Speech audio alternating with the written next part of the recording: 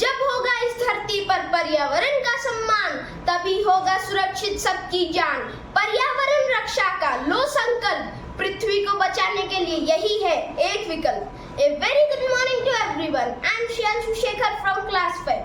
Today I am standing in front of you all to deliver a speech on World Environment Day.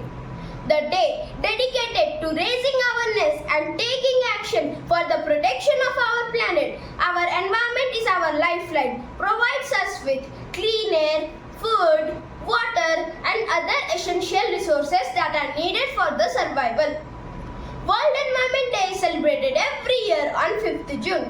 World Environment Day 2024 theme is Land Restoration, Desertification and Drought Resilience.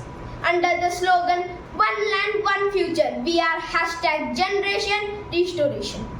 It is our responsibility to take good care of our environment and protect it from harmful rays like global warming and pollutions like air pollution, water pollution and land pollution.